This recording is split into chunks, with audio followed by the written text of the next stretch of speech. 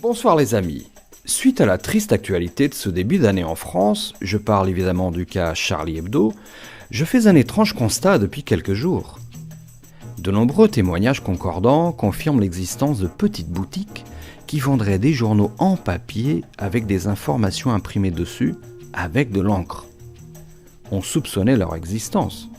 D'autres affirmaient qu'ils avaient disparu. Les fameux journaux en papier existent donc bel et bien. Et cette confirmation s'est propagée comme une traînée de poudre dans toute la France, entraînant de jolies queues plus ou moins ordonnées devant les kiosques. Oui, mais faire la queue, ça fout les boules. Nombreux étaient ceux qui voulaient de leurs yeux voir et même toucher pour la première fois un papier imprimé ou simplement parler à un marchand de journaux. Gwendoline, 22 ans, a acheté ainsi un journal en papier dans un kiosque. Une petite boutique en verre installée sur une place, y vendant plusieurs autres journaux, eux aussi tous en papier. Je ne savais pas ce que c'était. C'était très doux au toucher, raconte la jeune femme, émue en caressant le papier du journal. Il n'avait plus Charlie Hebdo, mais j'ai réussi à acheter d'autres journaux.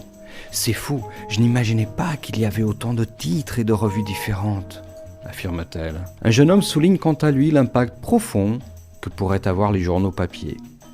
C'est une incroyable avancée. On peut aujourd'hui imprimer des informations sur du papier et les vendre dans des boutiques.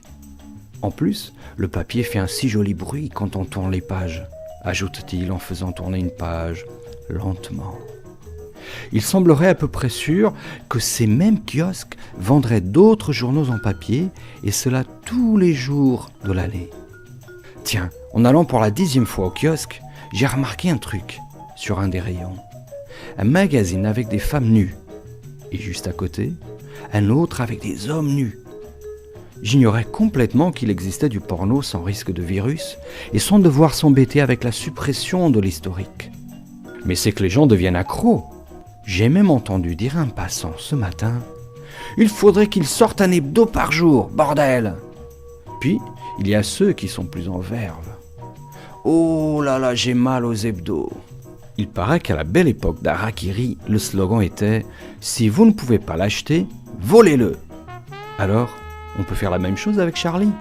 Ok, ça vole pas très haut, ça je vous l'accorde. Mais maintenant que j'y pense, si tout le monde lit le journal, il va falloir agrandir les rames de métro. Bon, plus sérieusement, j'ai l'impression que tout le monde gagnerait à se poser la sempiternelle question « Où est Charlie ?» Mais vu le monde qu'il y a, on risque de mettre un bon moment à le trouver. Souvenez-vous les anciens.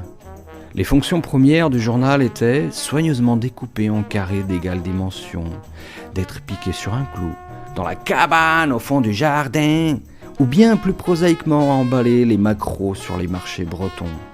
Internet n'est donc pour rien dans sa quasi-disparition. Il faut simplement y voir l'intervention du PQ et la surpêche.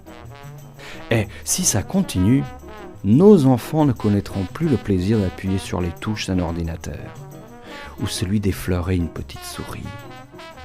Ils ne sauront même pas distinguer un Mac d'un PC Windows à l'allumage. Je sais bien qu'on ne peut pas arrêter le progrès, mais quand même, ça me rend triste. Tiens, je viens d'avoir un mail. Je vous le lis. Salut Pat, je sais que tu n'as pas trouvé ton exemplaire de Charlie, alors je t'envoie la version PDF.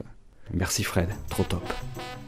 Mes amis, laissez-moi vous dire que j'ai un profond respect pour l'institution Charlie Hebdo et toute son équipe. Une partie de moi est en deuil. Moi qui suis un lecteur fervent et assidu depuis l'époque Cavana-Choron. Hier, l'homme des cavernes découvrait le feu.